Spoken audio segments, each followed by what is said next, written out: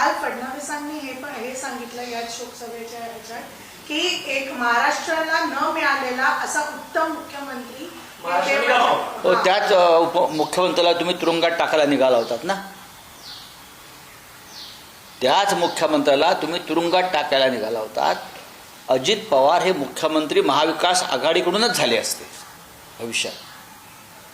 छगन भुजबळ हे महाविकास आघाडीकडून मुख्यमंत्री झाले असते. गणेश नाईकांसारखा नेता मुख्यमंत्री झाला असता. अजितदादा पवार मुख्यमंत्री झाले असते. नारायण राणेंनी भाजपात प्रवेश केला, मुख्यमंत्री परत झाले का?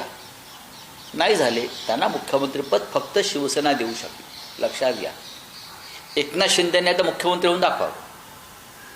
पुन्हा कधीच होणार नाही. भारतीय जनता पक्ष त्यांना कधीच मुख्यमंत्री होऊ देणार नाही. जोपर्यंत त्यांचा पक्ष, त्यांचा गट, अमित शहाचा गट जो आहे त्यांचा, तो स्वतंत्र आहे, तोपर्यंत त्यांना त्या अजिबात संधी मिळणार नाही.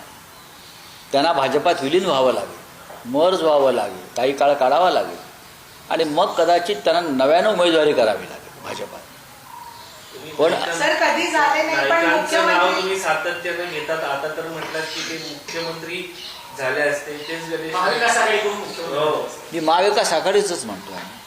तुम्ही गणेश नाईकाला सातत्यानं पिन देण्याचं काम नाही, आमचे सहकारी होते, हे सगळे आमचे सहकारी होते, लक्षात घ्या. आम्ही ह्यांच्याबरोबर, त्याने आमच्याबरोबर वर्षानुवर्ष आम्ही एकत्र काम केलेलं आहे.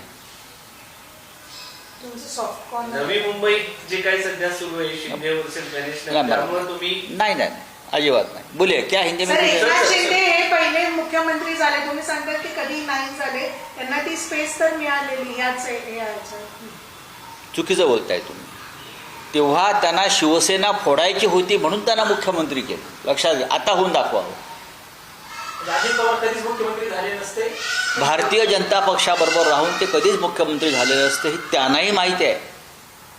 ते महाविकास आघाडीचेच नेते होते आणि भविष्यात ते महाविकास आघाडीकडूनच मुख्यमंत्री झाले होते. आणि ते मुख्यमंत्री भविष्यात होऊ नये, त्यांचं नेतृत्व शिखरावर जाऊ नये, यासाठी भाजपने त्यांच्या छळछावणीचा वापर केला. सर